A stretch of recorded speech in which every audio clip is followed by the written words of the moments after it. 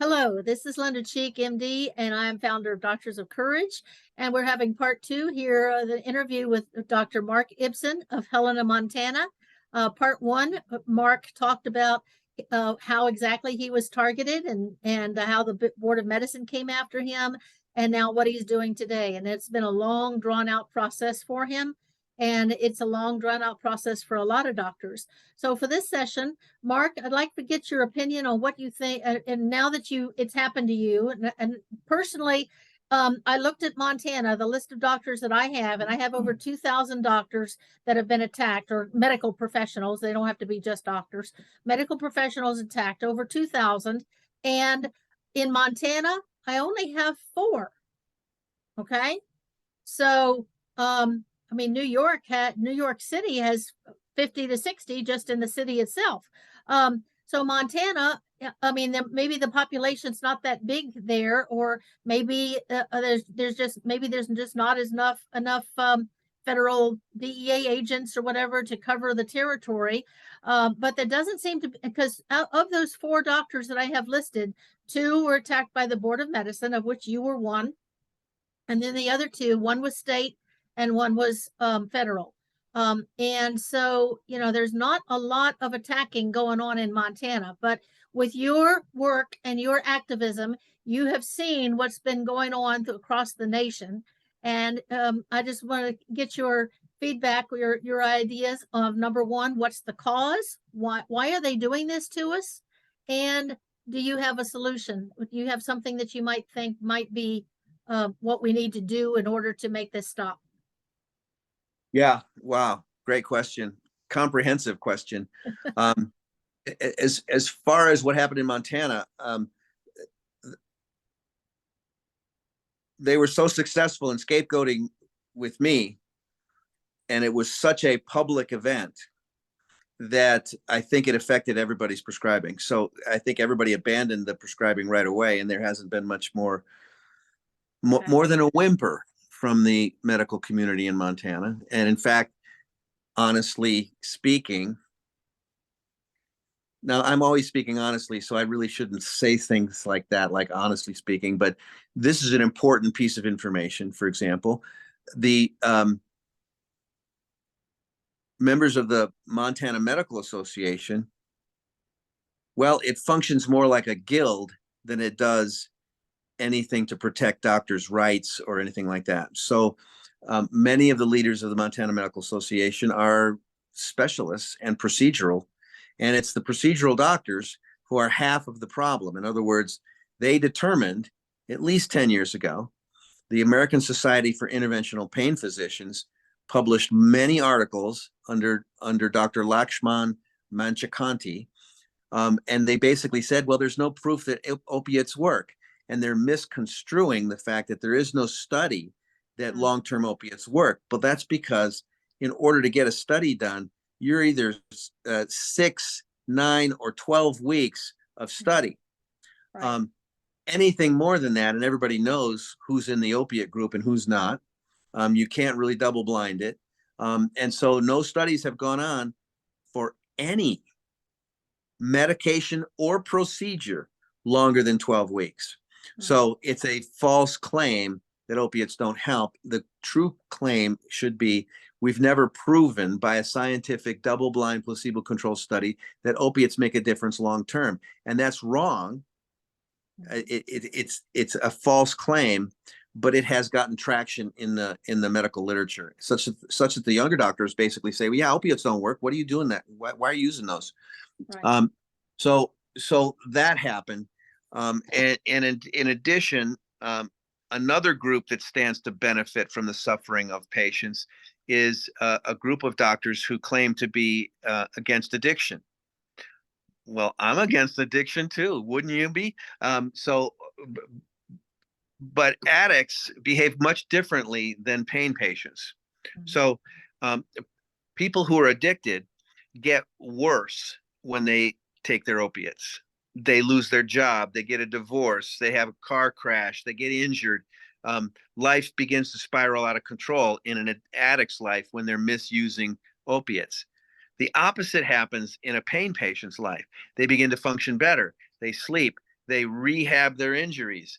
They go back to work. They play with their grandchildren. They are enjoying life. They get out of bed. And then, lo and behold, when you take their opiates away from them, they go back to bed. Mhm. Or they kill themselves. 6 of my former patients, once my clinic closed, killed themselves because of loss of access to the opiates and to me. So, because I'm an optimistic person and I look for solutions. So, what would the solution be for patients? Well, there are very few now. Um, uh, Essentially, I got a lot of patients off of opiates using cannabis, and that helped 80% of them. Um, some patients use kratom. I have a personal experience with it now. Want to hear it? Yeah, I sure. I had coronary bypass surgery last February, so 14 months ago, and I was given 28 5 milligram oxycodone tablets when I was discharged. Okay. I made that last about 2 weeks. It was about a week's worth, not even a week's worth if you take it every 4 hours. So, I made it last longer. I used my cannabis. I was rubbing cannabis salve on my chest, and I was in agony still. And so I got some kratom, and it helped. It decreased my pain, and that and the cannabis helped me get by. When I came back to Montana, I had my surgery done at the Cleveland Clinic, and in Ohio, they have a law that says the most they can prescribe is 28 5 milligram oxycodone tablets. The legislature in Ohio is telling the world-renowned Cleveland Clinic how to practice medicine. Yeah. Mike DeWine and pick them all. I mean, they're just all uh, um, captivated by this superstition about badness about opiates. At any rate, I went to my cardiologist when I got back to Montana, and he said, "Yeah, you should take some ibuprofen." And it's like, I just had heart surgery. I'm being treated. I have some hypertension I'm being treated for. Ibuprofen can cause kidney problems, GI bleeding, and fluid retention, and is not the right thing to be taking post-operatively. And he knows that. And it halts your healing Right. because it's an anti-inflammation is what the body uses to attract the healing factors. Exactly. And I love my cardiologist. He saved my life multiple times. Mhm. And his hands are tied too. But that's the thing. Doctors' hands are tied these days. Yeah. So what's the solution? For doctors, the solution I see is to fight back tooth and nail right away, because when they come for you, they it's scary. And when they came for me, I was like a deer in the headlights. Like, I got to defend myself. I've got to prove that I'm doing things right, and I engage them as I would like for grand rounds or something, or some other kind of medical conflict. And the legal conflict is done completely different than a medical conflict. So what happens generally is the doctor gets raided, or there's some headlines, and that happened to me. Um, and then they stall, and they stall as long as they can, so that Right. your reputation is bleeding out And your while, money. and they come after your money, and your reputation bleeds out. And then finally, you're out of money and out of gas, essentially, and you're demoralized and humiliated, and you take a plea Take a bargain plea. Mhm. because you're worn out. What I think saved me, and it's a Pyrrhic victory, because but I didn't go to jail, and I kept my license. So that's what it cost me, $350,000 over a 10-year period to keep my license. That's too much. Mhm. I'd like it back, please. Um, but but um, but what I learned in that process is you're gonna piss them off anyway by defending yourself. They're gonna be upset, um, and this idea that I've spent whatever influence capital I've had as a excellent physician in order to stand by people who are opiate refugees. At least the people in my town have read it in the headlines, and they know that I was treated extremely unfairly. And that has helped my own personal reputation and my own personal recovery. The other solution for me is I had to get rid of my resentment. It was killing me. I mean, I had heart surgery. So, So it was clear to me that I had to do something to move past my own self-pity over what happened to me and re-engage in something positive. So, for example, consideration would be hearings. Um, nobody is telling the truth about anything about this issue, including expert witnesses in trials. Mhm. So we need hearings. We need the whole United States legislature, the Senate and the House of Representatives to have hearings so that people are under oath and can be counted on to tell the truth. And the truth is less than 1% of pain patients develop addiction. And the truth is that the opiate crisis has skyrocketed since then. And people aren't paying attention to why. Okay, now that brings me to the question, because back in 2018, you actually were one of the first people to watch me on my webinar on the real cause of drug abuse. But then, if you don't mind me saying so, you've never really been an advocate for what I teach. Can you do you have a different way of explaining the cause of addiction, or is it that you just don't believe? Is it, I know you do alternatives because you had your chiropractic and Yeah, all these other, so I don't right. think homeopathy is the thing that scares you. So No, what no. is it about my explanation as to the real cause of drug abuse that you're not in agreement with? And can you give me an explanation why? Well, I think, with all due respect, I think it has to do with there's two issues. One is drug abuse, um, and the other is how do we deal with drug abuse? Um, and I am totally in favor of people using all kinds of alternatives: acupuncture, homeopathy, meditation, um, physical therapy, all those things. And I think those are in the categories of splitting rather than lumping. Um, I lump it into, we've got a disaster for doctors and patients in terms of opiates. Um, Clearly, it's a hard sell to say, and this is what I believe, but I don't promote it. It's a hard sell to say we should decriminalize all drugs. Portugal did it, and they're successful. Um, but you tell people in America, I go one step beyond that. I say we need to legalize all drugs, and there's a yeah, difference, and I'm sure you know the difference. yes, Uh, I do. yeah, So that it's since not, no drug causes, and my whole platform is that no drug causes addiction. The drug no, is not the cause. the drug So, is not, and we're so, treating and drugs like they're an infectious disease or something and like the only reason why they've ever been attacked in the first place was to criminalize minorities, disenfranchise them, so that after the Civil War, blacks would go to prison instead of having the right to vote. All yes, racist. It's purely racist, and it is. It's we can't come rights. to we can't get people to see that. Yeah, yeah. Well, we have a lot of mythology going on in our culture, Yes. Yeah. and you can safely ignore it most of the time. Um, it seems interesting to me that people will debunk science, but if there's an eclipse going on, they're all going to race to where the shadow's going to be. So it's like, well, what's up with that? And why do we listen to some scientific opinions but not others? And I think it goes back to the formation of our culture, which was basically Puritan. And the idea of Puritanism is the fear that somehow, somewhere, somebody might be happy. Um, and, and and we know that prohibition has never worked in human history, and that's all the way back to Adam and Eve, right? Right. So why do we keep throwing money and resources after a drug problem? Well, anytime we declare a war on some concept, people suffer. And a war on drugs is basically turned out to be the people that suffer the most are the people that are most marginalized, the people that have less resources. I got resources. I got lots of chronic pain.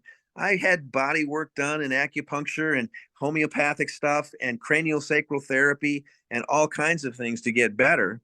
Mhm. Not because everyone can afford it. not everybody could afford that. And also I have a job where I don't have to lift anybody. And even when the ambulance comes in and the gurney's shifted from the ambulance to the ER table, I could avoid doing that lifting. So it's not as if I had to put a roof on or something. So there are a lot of chronic pain issues that people cope with that are, well, let's just put it this way: pain's coming for you.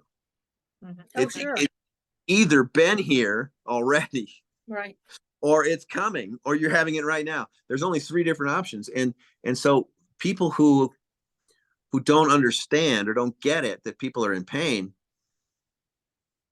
lack a certain amount of compassion. And we're currently violating the civil rights of doctors and patients by making it impossible for them to get the treatment that actually works for them. So it's not really a political or a personal um, uh, discussion. It's a cultural discussion about how can we care for people, do what's necessary, and get regulators and administrators and insurance bureaucrats out of the exam room so that we can do the right thing for the patient. We agree on that, Linda. Yeah, yeah. And we agree a lot on that. I But think what they've done to a medical profession in the last 20 years, I think has basically destroyed it to the point that it's going to take 50 years to get back the respect and the ability to do our job that we've lost since, say, 2000. Do you remember the scene in I Love Lucy, where Lucy and Ethel are trying to work at a chocolate factory, and the chocolate factory assembly line Going is too moving fast. That's us. We heard gobbling bits of chocolate to try to keep up, and we can't keep up. Doctors can't keep up. In fact, part of our problem is we've been so busy taking care of patients that we haven't kept up with the political scene. And I am not that political. I'm too blunt. I mean, I can't run for office. People don't want to hear the unvarnished truth from somebody like me. But on the other hand, who else is going to tell the story of what it's like in the pit taking care of your ER patients, or what it's like in an urgent care with 50 patients a day, or what it's like for patients who get suddenly cut off for some arbitrary administrative or bureaucratic reason, and they can't get their pain pills. I mean, they sometimes say, well, the patients on the highest doses of opiates die more frequently. Well, patients on 4 blood pressure medicines die more frequently than patients on 1, or patients who use 10 times the amount of insulin often die because their insulin or their diabetes is hard to control. The sickest patients are the ones that require the most attention, not the ones that require abandonment. Right. And I think that that's kind of the fundamental thing. Yeah. Essentially, I'm writing a book about it. It's called Beyond 9 Lives. because patients need more than 9 lives in order to survive what the medical system's doing to them. Yeah. And that's my plea, and my plea for my colleagues is, please reach out, use me as a expert witness, and yourself as well, Linda, and fight back against this arbitrary constitutional abuse. And there's at least 3 articles of the Constitution that are being violated. I mean, let's talk about ex post facto laws. People don't really do that often. But if I write you a prescription, is it legal? Apparently so, because you go to the pharmacy and the pharmacist fills it. The patient consumes it. 5 years later, someone says what I did was illegal. Yep. And you're put in prison for it. And you're put in prison for it. And they're designing a law in retrospect, which in my view is a form of tyranny. I mean, basically, oh, you did that, so we're doing this. Well, there's no law against me prescribing. I have a DEA license. I had a patient just last week at Walmart. Walmart refused their prescription. The patient was on lorazepam. Their psychiatrist left town, it left the state, couldn't prescribe for them anymore, and they're in withdrawal. And Walmart is saying, well, we don't fill certain doctors' prescriptions. I'm on a list apparently with Walmart. So wow. the Controlled Substance Act doesn't allow for that. This Controlled Substance Act lets a pharmacist refuse to fill a prescription for someone who's obviously high or obviously breaking the law in some way. And they do a lot of profiling.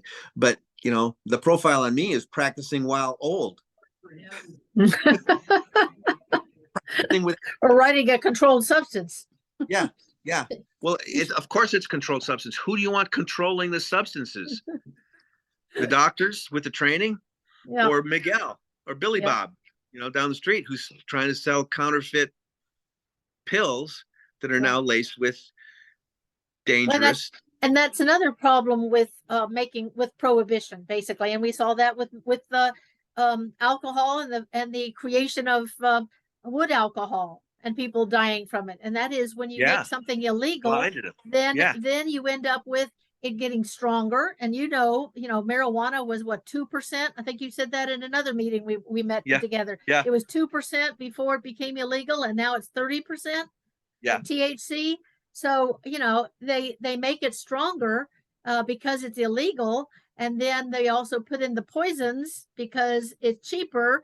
And, you know, if we legalized them all and people could just go back to like it was in the 1890s and buy whatever they want over the counter, we could get tax money. We wouldn't have to be throwing money down the drain with all of these anti-addiction programs that the government is setting up, but aren't going to do any good. And you know, they wouldn't solve the border issue too, because the cartels wouldn't. Yes. We would not. You know, there would be no problems with trying to bring, you know, illegal, having to get away from the cartels in Honduras, because if you don't sell my drugs, you're going to get your family killed. You know. So there'd be so many solutions to making drugs illegal. Drugs Dr. Cheek, there you go, making sense again. Well, I'm hopefully going to be taking this to Washington. So maybe you can meet me there and we can do it. You know, I'm planning on having a team. If there's 545 legislators, and I want to do a office to office to office visit. So I'm going to get like 10 to 15 people, and we'll divvy them up. And then everybody will go into the office and talk to the health staffer and explain everything to them, because they're not getting it through. Well, I might be the only person actually doing the emails to the health staffers. We need to get people on board with that too. I've sent over 1,000 emails to the governor of Montana and to John, our senator, and crickets. So I happen to know someone who's had training in this, and this certain someone is working with me strongly now, and we are going to approach it very similar to what you're saying. So we've got to unify and coordinate. So right. Well, can do that through Doctors of Courage. Don't form another organization, okay, Mark? We have enough organizations, and by doing that, we're just splitting everything up. So do that. The thing to remember about all of these organizations is that hurt people hurt people. So our pain patients, we can't have a march for the cure for pain. We'd have to have limp for the cure. The patients are too sick to advocate for themselves. Now, the ones that do advocate well are usually part of a couple. You've got that going on yourself. So it's like you need to have someone who's strong enough to stand up for the sick person who's not strong enough to do that. The other thing I've noticed is we have all kinds of different personalities, and that's what you need in a movement. We need to accommodate everybody's opinion, everybody's way of doing things. Yes, this has rubbed quite a few of my edges off. I'm a lot gentler when I'm older, and I'm grateful to be alive after my quadruple bypass. And so I'm changing my attitudes from being right all the time to let's just get something done, anything, you know. And so I'm with you on that, Linda. I think we have to, you know, I owe you a debt of gratitude. Oh my God, you know, you stood up for me when I needed it, and then I saw you on a video conference, and John Flannery's sitting next to you. That was the National Advocacy Patient Advocacy Week that that Dr. Myers ran. Yeah. Doc Myers, rest in peace. Yeah. Yeah. Thank you. Bashing people who are needed doesn't work. Who knew? Yeah. So we got to give up, the infighting or whatever that is.